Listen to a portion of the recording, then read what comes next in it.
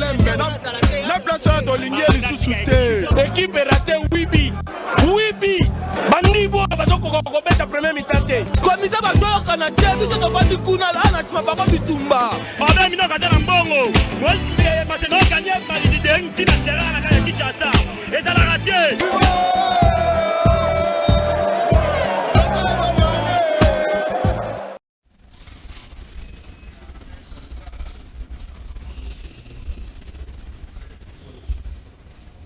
Voilà, Batata, maman, mbote bino, bipa biso, vos amis, kolande émission Tolo Bela Massano. Merci pour la confiance, la fidélité. Nous message kolanda, manaka canal King Télévision, mingi pinza émission bas sportif, mukimo bimba, Oyoapi et Bengami Tolo Bela Massano. Lundi 21 novembre 2022, bisona bino rendez-vous. Vous allez bon respecter pour le premier numéro et la semaine. C'est pour vous message vraiment pour avoir ben information kitoko na Oyo Italie sport na République démocratique du Congo. Dans cette émission, après ordonnance, il y a Conseil d'État, il y a le 21 octobre 2022 où les équipes ont arrêté ministériel Oyo installé qui coordination, il y a Jido. L'affiche Outina Tournayango ko confirmé que Bango Bakundimilaka ka coordination ana il y a J2 qui vont installé par le ministre Chimbo Konde Serge Wapi yango des organes attitrés Oyo et ko ba bongo ko représenter Congo démocratique na masolo Italie Bongo Jido.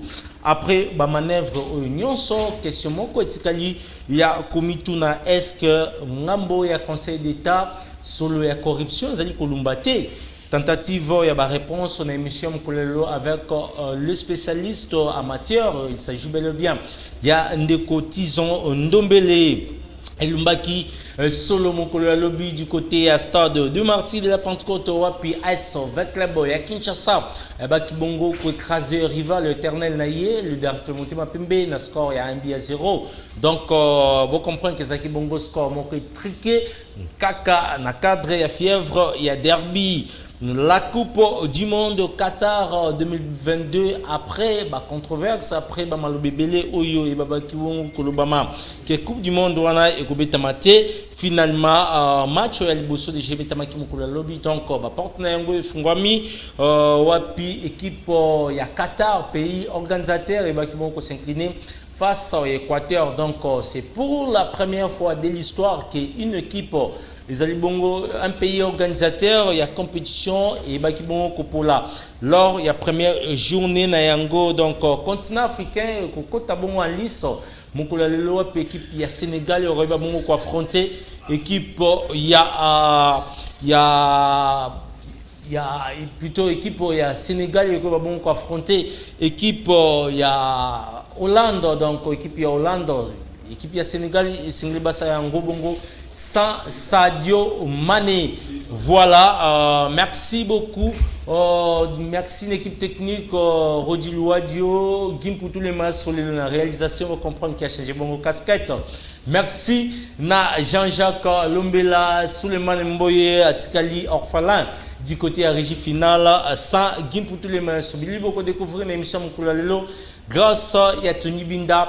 Dia Tabaou, Tofungola Basango na Jido pour na kobeta penza masolo ya Coupe d'Afrique Open de Yaoundé 2022 Scapi République démocratique du Congo bonko rafle des médailles moko en or oyo et outibon ko baksama JBCR la République démocratique du Congo zaki bongo œuvre ya Dasso qui sokapé et sona chanceline Kaka athlète ya Congo démocratique Topejido 4 yé a ebibon kozwa médaille en bronze en image tout à l'heure quelques combats mais aussi ndenge ba mataki na podium pour na rolata ya bango ba médaille.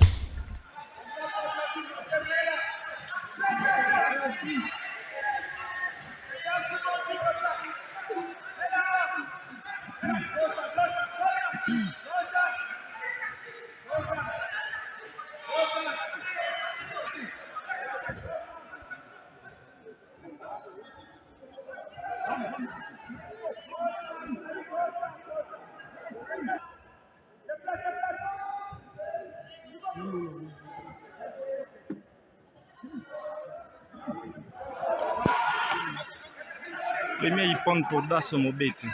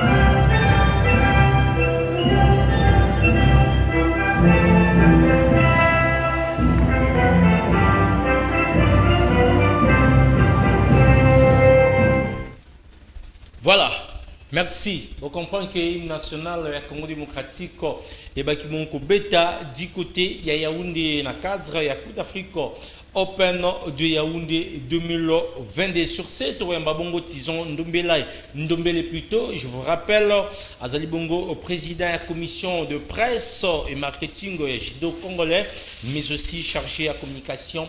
Il y a FADAM, Festival africain des arts martiaux. Puis, on a déjà du côté Congo démocratique, Penza et province pour l'année prochaine. Tizon Dombele Mbotenayo. Mboten de Yannick et puis Mboten à Balandinho sur l'émission. Ça fait très longtemps là, les gars sur le plateau. Voilà, tout le monde a raison de Zanino Kima. Kima te Nazali. Canal Kim Télévision a parlé. Nazali, Kima te, sauf que lorsqu'il y a un peu plus des occupations, ma responsabilité, ma charge, moi, mon programme est un peu compliqué. Et là où je travaille, il y a encore d'autres responsabilités. En dehors de mon travail, il y a encore d'autres responsabilités. Voilà un peu, ma programme est un peu compliqué, mais de temps à autre, tu écoutes dans la bus, place surtout dans les cadres professionnels, tu écoutes dans la bus. Voilà. C'est mon mieux, donc c'est bon. Voilà, merci Tizon Dombele. Toko Tambalamo dans le vif du sujet pour le Babongo Congo démocratique, Bangwana, Baouti Bongo, qu'on rafle 2 médailles. Est-ce qu'il faut le Bango que la coordination, il y a Jido, les lieux, parce qu'il faut le Bango, à part Marie Brancer, où il y a une médaille d'or, cette fois-ci, moi dans mon bal, il Congo démocratique, il y a eu raflé médaille or, ils ont dans le Congo démocratique. Coordination, il y a Jido, il y a une image pour le Jido congolais. Bon, réponse que les a oui, réponse les a oui parce que dans le Canabiso, non seulement dans le judo, dans le sport d'une manière générale, le talent est raté. Voilà. La RDC, c'est un pays de sport, un pays de sportifs au Babimara naturellement. Mais le fait que, comme on dit, les colonels sont poussés dans le monde entier. Et pour ça, les résultats dans le sport, ils ont fait un sport dans la communauté. Le sport est inné. Et comme au-delà de Makila, il faut mettre un accent particulier à ce qui concerne l'organisation. C'est-à-dire qu'il faut avoir l'infrastructure et puis les moyens, il faut suivre. Il faut l'État accompagner. Il faut, dans la tête, il y a différentes fédérations. Vous avez un vrai manager, bateau, une passion, il y a le Congo, bateau, il y a le Congo, surtout dans le judo. Il n'y a que la passion qui compte, parce que le judo est un business, comme dans le football, où on investir et puis on gagner. Voilà. Le judo, c'est de la passion. Et lorsqu'on est judoka, on connaît c'est quoi le judo, et tu as cette passion pour ça, la haute coordination de ça. La haute coordination de ça, en réalité, c'est grave. Mais il faut bien grave, pourquoi? Il faut bien grave parce que tu as eu temps ébélé dans la distraction, tu as eu temps ébélé dans le soin dans la carte fédération, où il y a des dirigeants qui ont là-bas poste pour rien, où il y a des dirigeants sans vision, mais Bani Kaba diriger judo. Où il y a des dirigeants sans moyens, mais Bani Kaba diriger judo. Il y a un moment où tant que vous se focalisez dans la bassesse, vous réfléchir à l'athlèteté, vous réfléchir comment médaille dans le côté. Vu des ans, ils ont qui un conflit sur proposition à l'Union africaine de judo, le ministre des Sports, Serge Condé, a mis en place cette coordination nationale des activités de judo avec à sa tête Maître Nico Lianzalikole, qui est un vrai judoka et un vrai passionné de judo. Et ensemble, nous avons membres de la coordination, nous avons moyens, nous avons une vision en place. Nous avons un mandat une année. Mais l'espace qu'il y a 4 mois, Résultat. Tu as le résultat. Oui, ça résultat en termes de compétition. Mais il y a énorme, il y a des choses, ça l'a mis avant. Judo congolais, ça faisait des décennies en CHT. Une grande fédération comme la nôtre. Ils en ont CHT. Siéger c'était le stade des martyrs. Ceux qui correspondent à ce qu'on a la fédération judo, il faut aller au stade des martyrs. Tout le monde a battu judo wapi.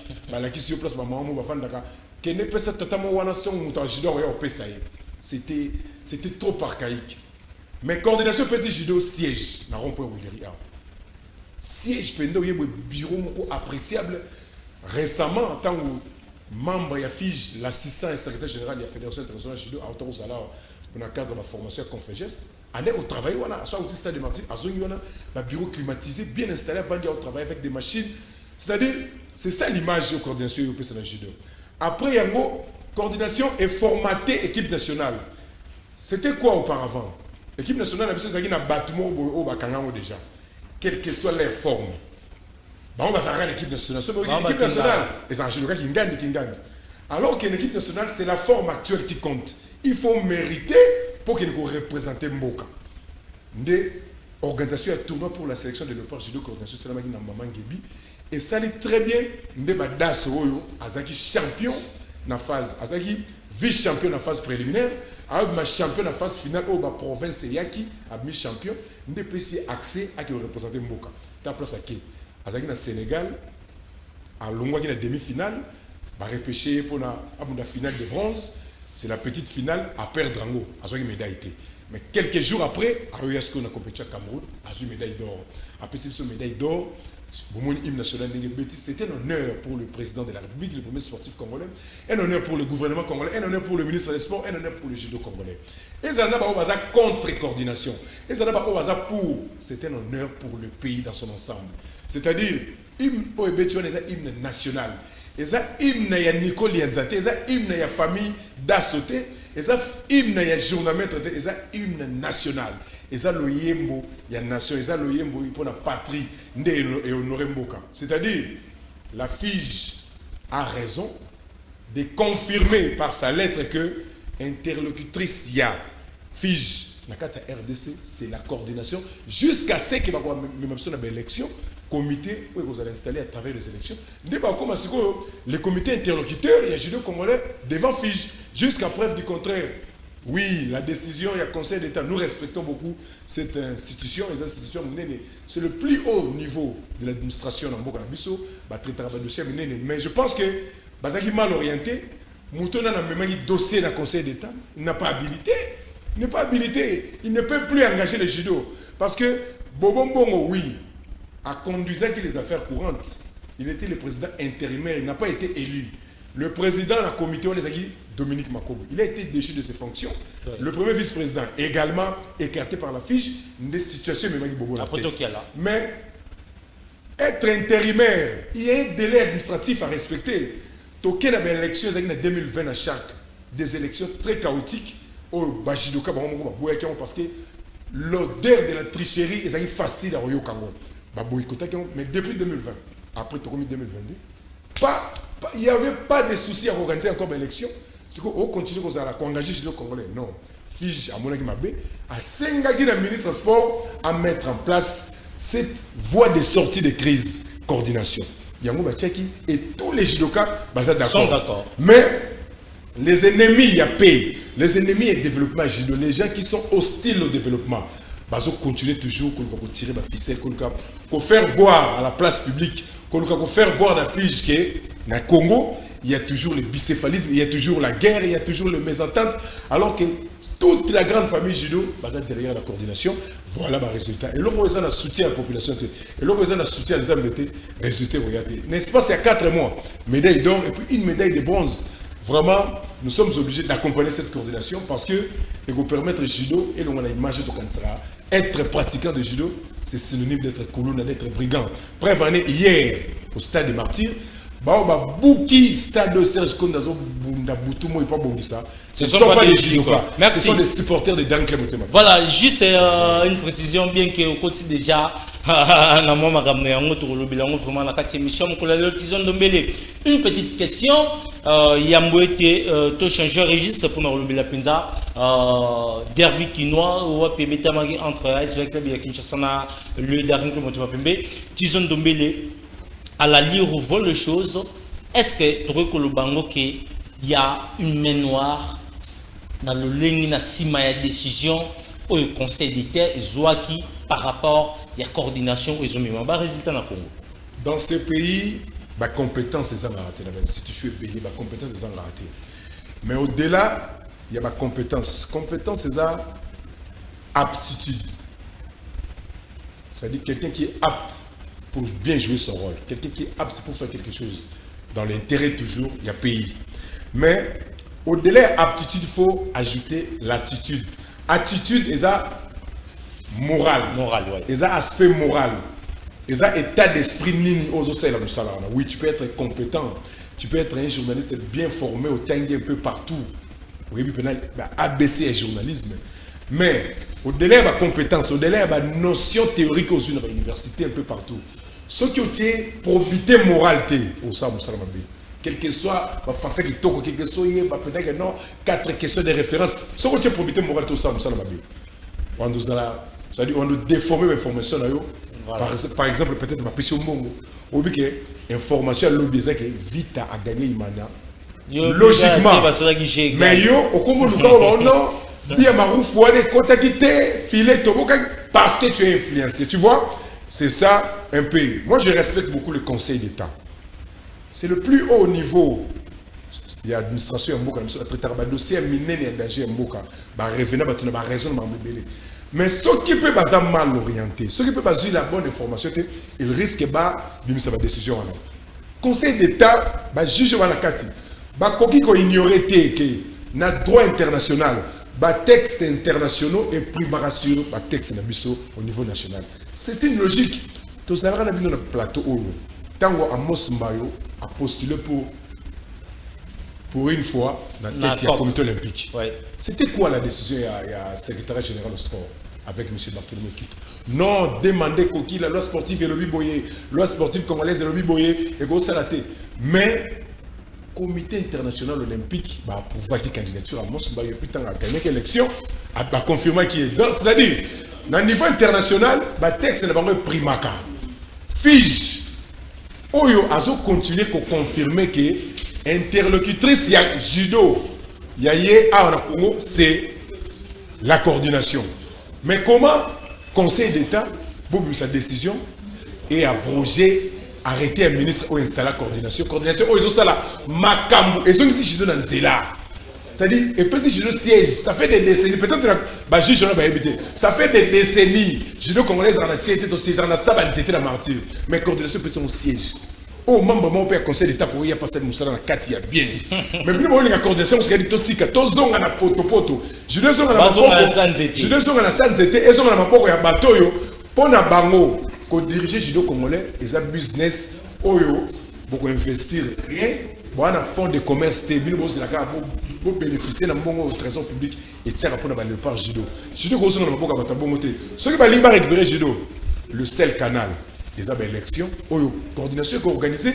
Ceux qui va longi, ne pas on diriger judo, on va s'incliner, mais qu'on utiliser canon sur autre conseil d'État, gauche droite et aussi simbaté. Voilà pourquoi Fige.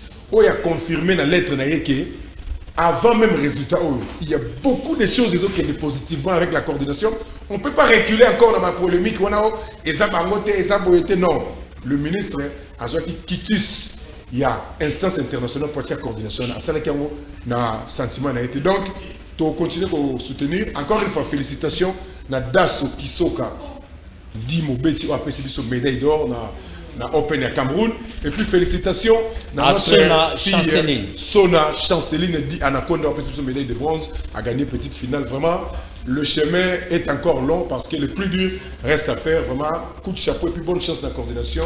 Moussa Ezokenegitoko jusqu'à ce qu'il y ait au Salema. On va toujours aller comme ça. Voilà, à présent le derby quinois dans cette émission Les Club à Kinshasa.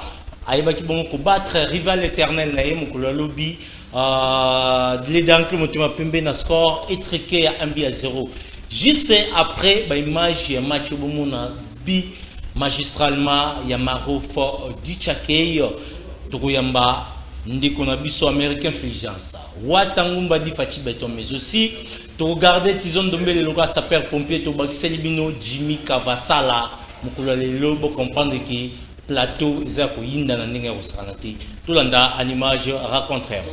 Et oui, c'est parti pour ce derby entre les Immaculés de Daring Club à Montana-Pembe et les Banambongo de Vita Club. Cette action, ce coup franc de SMP, à l'occasion d'ouvrir la marque.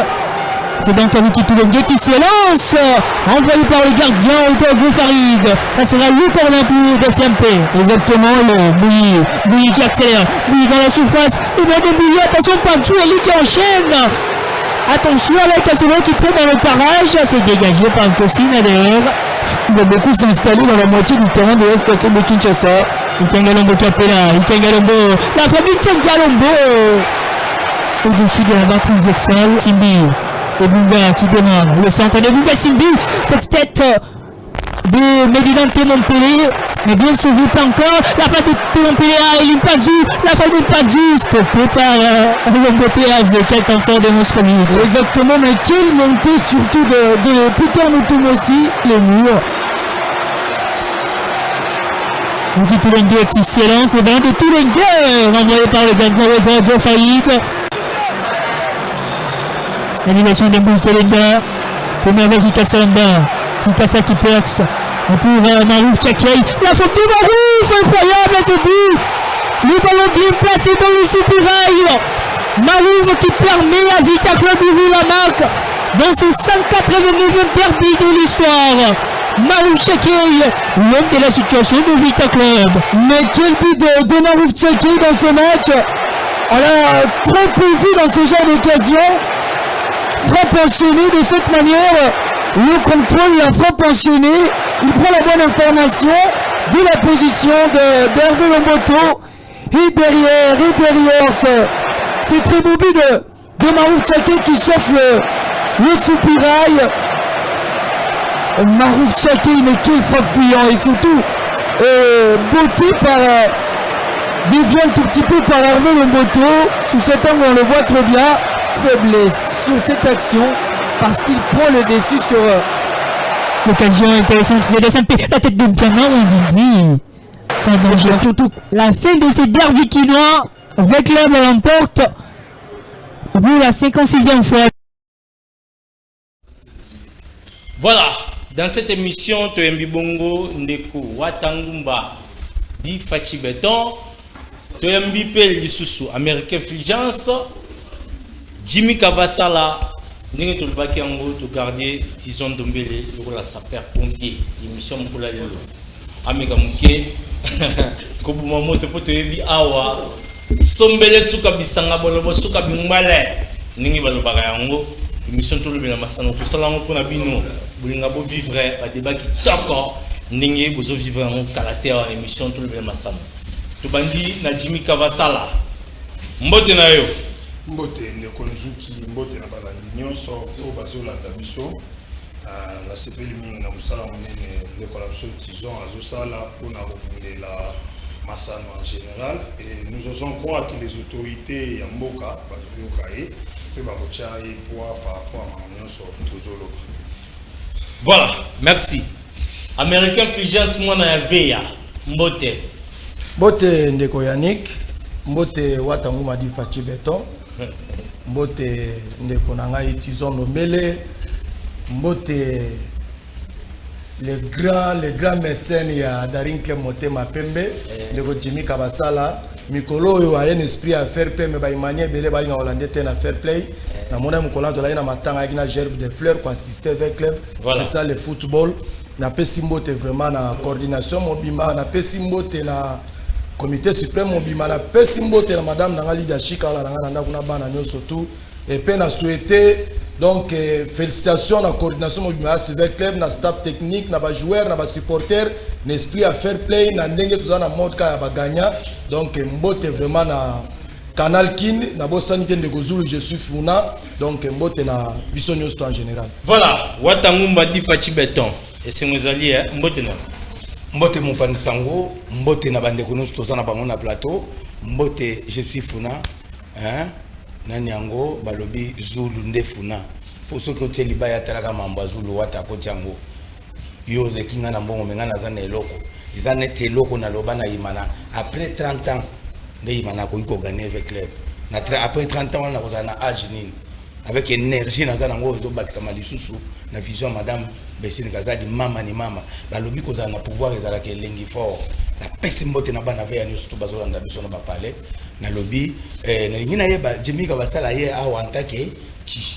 Voilà, merci beaucoup. Question ezaya yote ngandi na oto na mituna mukula lombo di na mbodi awezo yinda na ndenge ya kosala te Jimika basala dans le moto mapimbe impuissant face à rival éternel nae l'AS Club de Kinshasa tokolo bango na décennie oyo Club azamba victoire ibelé si je me trompe pas Dering ezuka a 2 victoires mais question na ngezaboui tomoni mokambi ya sika aena Dering qu'est-ce qui ne marche pas lelo Dering a relevé face liboso avec Club. Bon, le vrai problème pour nous, ce n'est pas Vita.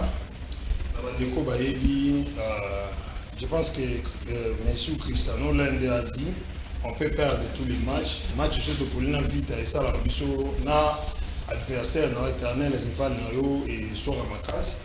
Malheureusement pour nous, le problème vraiment du Dering, ce n'est pas il faut être concentré en Vita. On joue un championnat, on a des objectifs à atteindre, on peut perdre face à Vita, on peut oublier champion. On peut perdre face à Vita, on peut se positionner. Pendant que Vita glané des points, pendant que Mani Magno glane des points, pendant que Mazembe Lupopo glane des points, nous on s'amuse.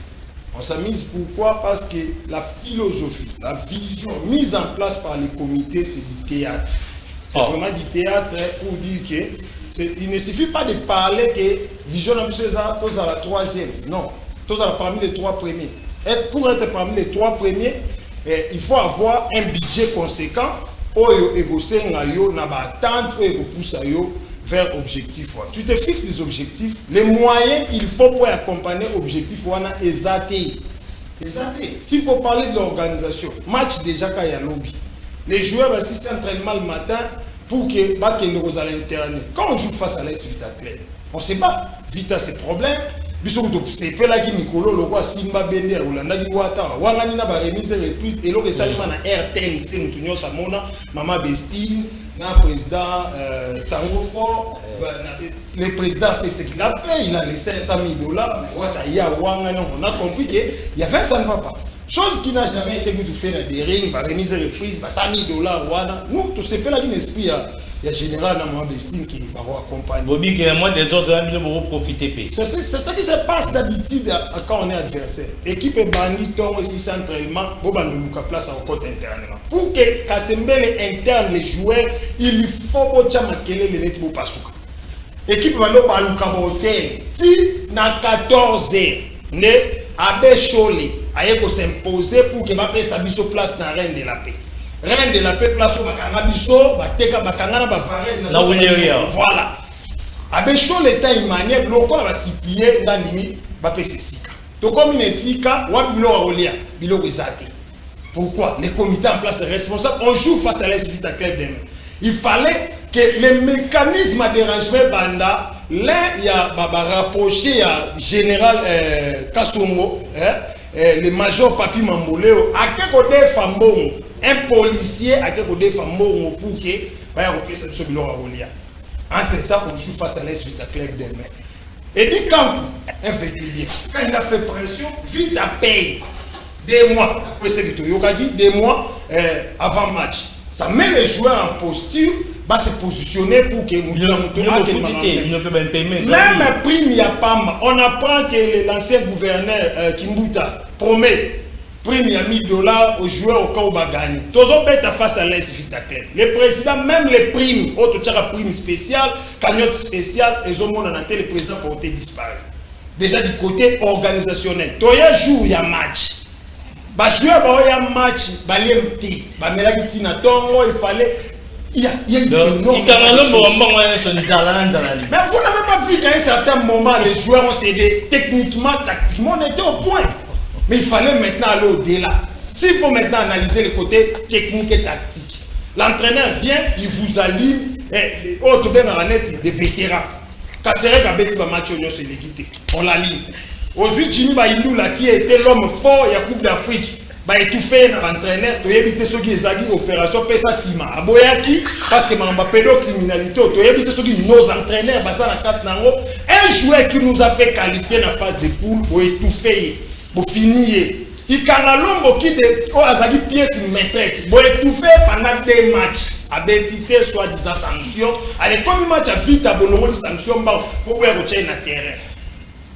Le joueur qui a le vent pour ces derniers temps à dérive, c'est Rachidi. Voilà, Rachidi. Non, je suis sur le plan technique. C'est Rachidi Moussinga qui nous marque des buts malgré la difficulté. Et comme il joue un match à vite à Rachidi Moussinga, vous venez encore cette histoire de Vriki, Gangalobi, Luvumbu, Gangalobi. On nous amène composition compliquée. En temps, Tobele Laki. Vita, on a 2 joueurs qui pouvaient faire sa différence. Tu es dossier les joueurs qui nous ont mis le billet il y a le dernier match. Qui casse ça? Ouais, il y a des frappes et on devait les surveiller. Pour les surveiller, il fallait mettre un joueur qui a l'énergie qu'il faut. Donc ça, vous le prenez, vous placez Marouf. On ne voulait pas de fautes libandaka. Ce sont des philosophies qui se calculent. Imprudence à Moukier. Marouf a montré de quoi il était capable. Merci. Vous voyez tout ce qui compose là. De l'autre côté maintenant, supporters comité de recherche. Même ici, en plein 21e siècle, et comment vous savez moyen. Non, merci. Pardon, je termine ça. Oui, 35 Vous pouvez imaginer, Vitachi, Boye na stade, président,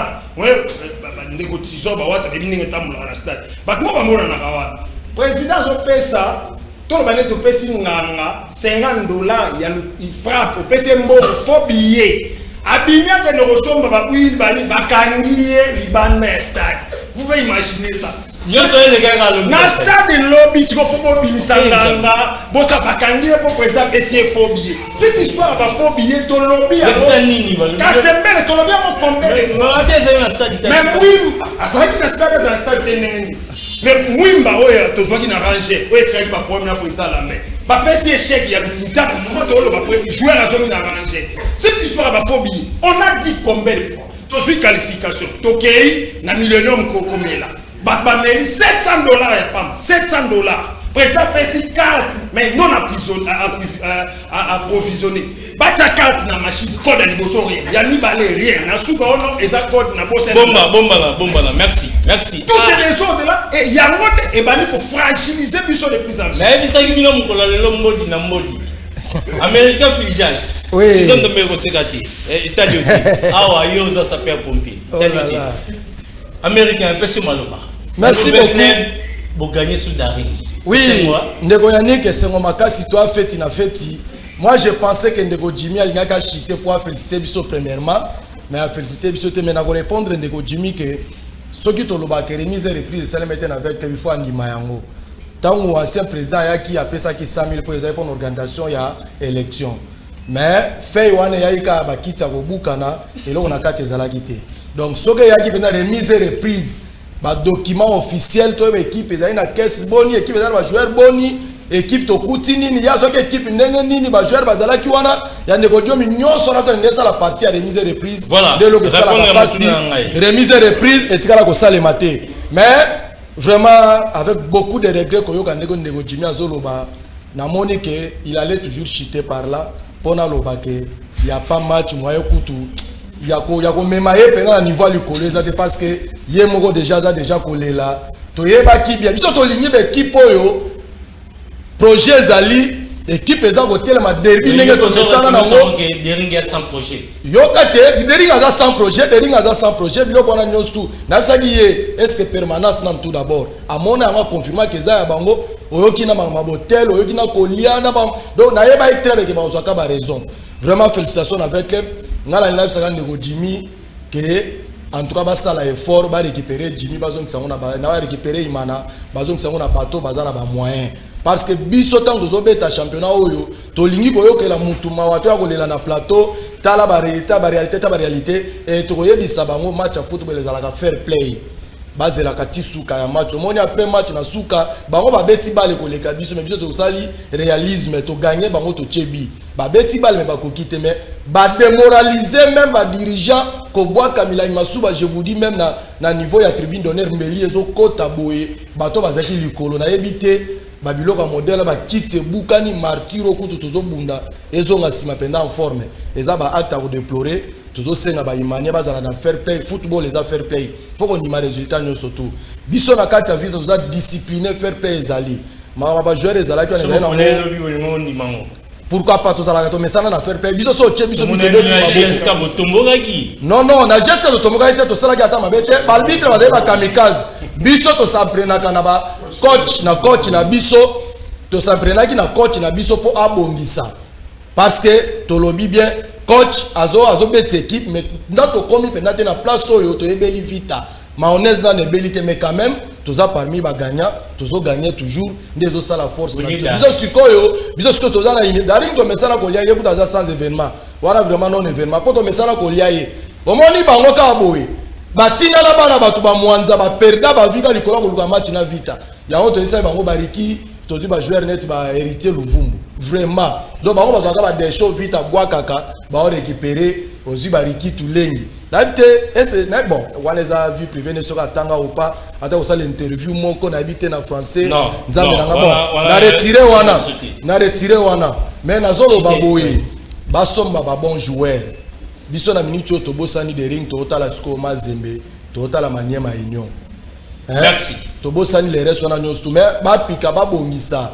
parce que na comité rien ne marche de ring biso to ebeza oyo te d'ailleurs mko musu président na bango na ebité na football na fair play akima ko yamba biso wata mumba leto lobani Vetlev entraîneur a commis bien Raoul Shungu super entraîneur pour battre d'arrêt tangu na yaki awa na yebisa kyo nini entraîneur ya Vetlev c'est Raoul Shungu ndena ndo baki out na telema ka awa so yo na tinda Raoul pour maman yeso nani yo vita nana tinda ka yo vita nani vita nengai naza mutu ya besini te naza mutu ya shungu te naza mutu ya mutu te naza mutu ya vita mais siko na soutenaka kasaki ya mupiku ya bien oyo ya projet besini na ye nango donc na ko soutenir yango alors eloko esalinga bien lelo eza nini tuna ngai ndeko Jimmy Kabasala combattant na kati ya dering a dénoncer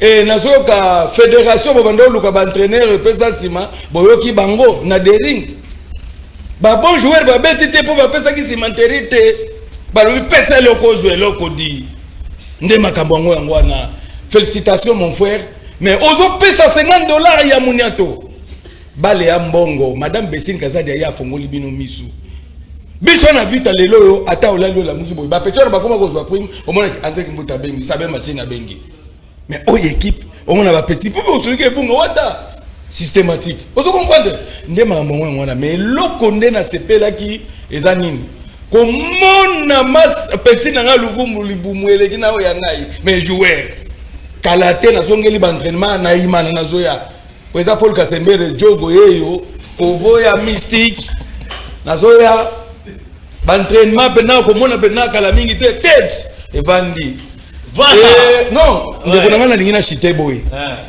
pona de ring po ebonga il faut prier ya makasi webi prier wana mutawasala ngo na kolobane na parole soko ko pesa ngai mais le problème à des ring ba politicien pardon bosika des ring mbayo azana batu na ye minako azana batu na ye na katika ya des ring oya uti kolongwa wa nani oyo komana chimanga kima biso na ndako noko na biso chimanga ana tovanda 7 heures de temps bana ye tout le monde ya sasa bona ninji mwaka bajimika basala oyo bazana ba idée ya bien pembeni ya imana ko pesa ngo mais eloko tokosenga président musanga président ya sikonani wa kosa ba joueur mituka kasembe chance na bande kuna biso bazana bakombo wana na imana isimba kate sikoyo kosenga mati retour tango tokoya po wana tokoya entre ba 4 pe ba 5 zombande entre ba 4 bien ba 5 au moins lelo imana isika bokomi ndenge boza wana match retour so bo milengele tena $50 pe ya bikoro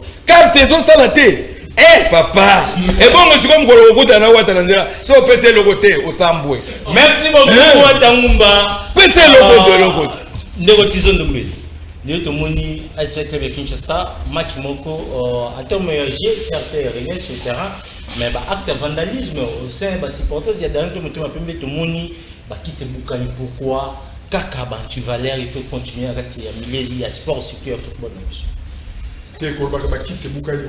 Ça c'est dire de trop. J'étais au stade, ti mo boule bandi, ti to domine sukara, ba kiti buka na été.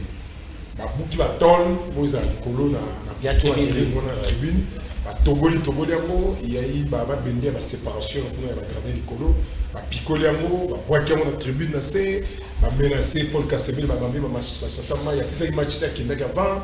Donc les gens actifs ça va gagner qui va quitter vraiment parce que on a quitté pour ma photo circuler dans les réseaux sociaux ma photo kala na va quitter ce gars orange alors que dans stade kuna va chaki il y a jaune la photo va quitter jaune donc voilà un peu mais nena yoki jibine na lobina yoki pe ba Watanabe na États-Unis américain c'est normal faut pas se réjouir avec mes fonds de 5 cas à des autres salles à la tête avec club avoir une première dame Azui équipe ya vita balali boso vita depuis ça moi ça dirige vita et puis première saison il y a peu vita ni la foot to ebi comment conflit à Golanda après dans les équipes tout il y avait que des supporters ou bah donc quoi bah te belé bah quoi il était et il y avait des choses qui s'est préparées derrière pour qu'il réussisse mais après ces coupes les coupes ont tiré carrément dans le machine problème d'organisation encore une fois donc mais sur terrain avant que de sur terrain, moi, le Jimmy a suivi. Ça fait partie, il y a mauvaise organisation, il y a football, pour les autres, c'est plus Kinshasa, ils ont ciment. Mais, ça fait partie également, il y a Bilo Oro, Wata Otolo. Au moins, Bilo Otolo, oui, ça paraît comique, hein, et c'est que ça, le gouverneur Gentilin Gobila, Asa Batouné, Rataïmana, c'est-à-dire quoi? Système il y a autre toi que pour que je me mette la dernière ils ont continué. Oh il y a qui a souhaité à échoué pour pas cancer il faut zonga. La même chose est bandit pendant longtemps. Ça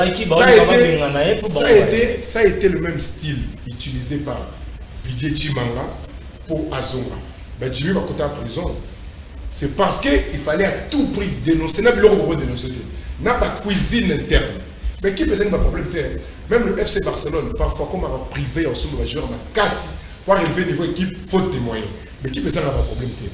Mais lorsqu'on vient étaler les problèmes de l'équipe par des fils de cette équipe, ça prouve à suffisance que derrière ça, oui, on peut avoir l'idée de soulever des choses pour que Maraboué ait bien.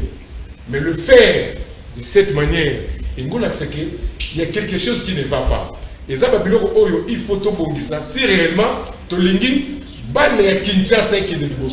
mais sur le plan technique, j'étais très satisfait. J'étais très satisfait par rapport au mois de janvier, au trouvé à Chad en Algérie, Otis Ngoma dans stade, il avait une idée. Quel que soit le résultat, quel que soit Babi et Kotagi Troté. Mais j'ai beaucoup apprécié le lien gauche à Imanala, comme on l'a dit dans le Kangalongo, dans tel qu'il y a un match à Rangers. À la vitesse non naturelle, à un peu d'orientation tactique. Oh, que ce qui a changé de trajectoire en fait dans le match à Tchépi. Derby, oui. Le derby, ça se gagne. Le derby, ça ne se joue pas. Il m'en a petit derby, mais fait qu'il va gagner. Max a vu la domination dans la première période dans le milieu du terrain. Le problème est qui dans le milieu du terrain, il y a Vita, Raoul Choumouaché, Marouf. Aché Kikasa, Ache Petro na 6 Mukusi Mukena ni comme na hôtel Peter Mutumosi techniquement ça bon. Mazaki milieu récupérateur physiquement n'était pas au point. Devant l'expérience où il m'a tiré dans le milieu de terrain la première mi-temps, il m'a dominé qui fait que le casse malgré Jimmy Zagi pour ter la 11 de départ on a nenga autour de bas mais bazwa qui action et belé ba pêcher la finition de la première mi-temps, c'est-à-dire coach Raoul Chou prochainement tant on tient qui casse na Marouf comme 2 milieux offensifs, il y a défensivement au bout équipe Nassima. Au bout équipe Nassima parce que par on balai parce que plus va mourir ballon. Marouf checker oui c'est les sauveurs de club, ils ont sauvé vite à un moment. Merci disons mais dans l'ensemble des jeux défensivement à mon équipe parce que à Kansa ça la mariage, le marquage de zone, il fait semblant à l'endarvement jusqu'au bout il y a un moment même le vétéran voilà quand j'ai à bêter qui m'a cassé la première mi-temps mais tant l'énergie Sili faire parler machine à Tchebi. Vraiment félicitations avec merci Tizon Dombele ndeko nanga Jimmy Kabasala yambo itina joueur américain pour na boucler mission Mokolelo Jimmy Kabasala à la lire ouvre les choses est-ce qu'il y a nécessité soit urgence moro que les comités Kasembele va plier bagage va tika les derniers de va vivre autrement ça ne dépendra pas de nous tout le bagage avant le conseil d'administration, je reviens rapidement pour dire que les artisans, les analyses que vous faites, ça prouve la suffisance que vous avez de réalité. Cette situation où le baga un tel an n'a pas ça ce n'est pas le vrai problème du leadering. Les supporters du leadering, Bazali diabolisé, manipulé par les conseils d'administration. Pourquoi? Parce que la commission des supporters est une sous-commission qui émane du conseil d'administration.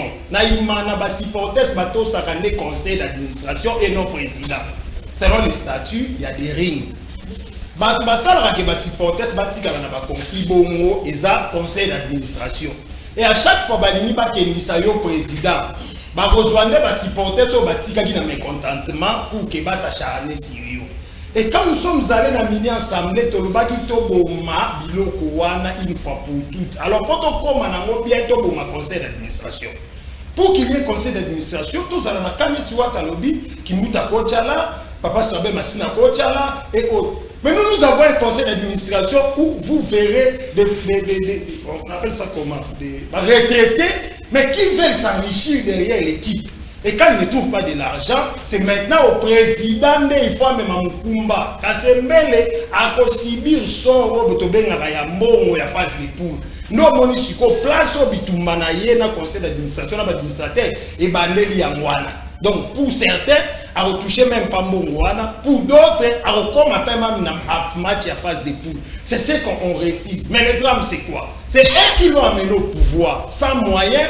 Ça, na football moderne, disons autour le bas, ça commence à niveau où on va jouer à ma casse. Il y a un monde. C'est parce qu'il s'est rendu public, budget, club, union, surtout les enfants, ils ont rendu public. Ne vous dérangez pas quand on rend les choses publiques, ça aide au club, et ça vite à rendre 4 mois dans bango public. Et aider Bango va foutre des mois. Pourquoi il y a des rings comme un drap? Pourquoi vous pouvez trouver que dans le 21e siècle, joueur qui ne met pas balle, allez lire papa, donc allez lire pana sardi. Quand on encourage ça, on n'aide pas les clubs. C'est ce que nous avons dit. Même vous les Yannick, aidez ces clubs. Eddie Kankou l'a fait à aider Vita, Maman Bestina Bundi. Maman Bestina tout traversé par le malade. Il n'a pas assez de moyens et autres. Mais aïe que football, pour mettre les joueurs à niveau, il faut l'argent et temps. Kassemele Ali Koyo Alkamambo Mouti. Les joueurs du Dering, toujours comme à 9 mois et un peu. Merci. Jimmy Kabasala, American Fulgence, toujours au Soukissa. Je crois que l'émission on a vraiment accueilli. On a vécu bien sur le bani. Oui, nakolo bakaka que avec l'union tout l'union fait la force. Tous à la kaka main dans la main, tous simana pour vita oyo, tous autambola bien. Coordination vandi posée, organisation koti. Biso mangama bempema ba joueur ba 4 mois ba 5 mois to bien voté biso chaque le 10 ba joueur ba zwaka mbongo na bango prime kuta ko sakanate prime kuta ko sakanate donc ndeko Jimmy azolela ka ba faire interne na bango ya imana yango to lobi kuna ba père wana so ba lete ato ye ndenge ni loka malongo ko sala kuna ezati donc mama imana biso to lingi imana ezala force ezala na force nyonso biso pe tozala na force po tokutana na bango na ba derby mamuso ba raison ezala te biso tokoma déjà interné déjà ça fait 4-5 jours mais bango match ezalo ba côté internement lelo donc ça prouve que imanaza na ba problème sérieux il faut ba bomisa vraiment na bango interne ba tika habitude ya kofinga ba dirigeant ko ba dirigeant biloko parce que ça demande des moyens so ba dirigeant na ba se décourager lelo ba oza sous moyen ya ko beta su imana biso équipe eza en forme toza bloc tozo tala siko match ya Maniema Union toza vraiment dans les bons tosi manakaka toza l'ensemble. Madame Lydia Chic, ce soir. Merci beaucoup. Watangumba, le banana souka. Est-ce que le micro peut y aller? Oui, merci. Nasolo anabango à tout moment. Ponga nasolo anabango te na kokufa. Nasolo anabango pe na kokufa. Mais nazala kawana na yebi avana ya koloba. Mais loko na kosenga na bana vea descente ezongi.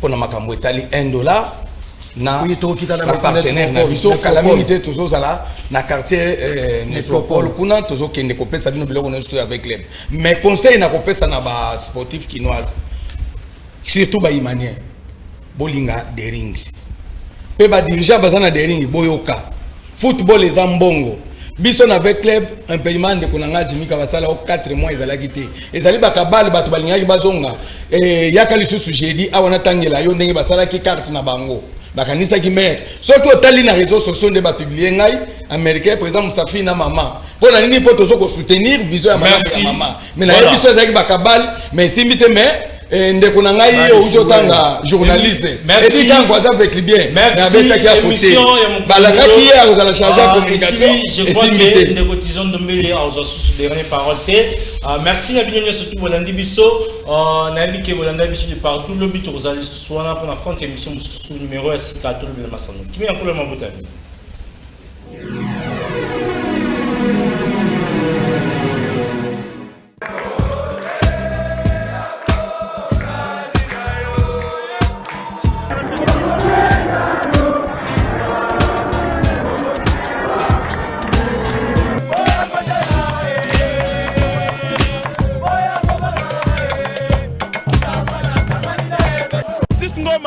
na équipe na biso na malembe na place de l'ingéri sous-souté équipe raté wibi bandibo bazoko kobeta premier mitante komita bazoko na te biso to bandi kuna la na sima baba bitumba baba mino kata na mbongo moi maseno kanye malidi de ntina terana kaya Kinshasa et ça la raté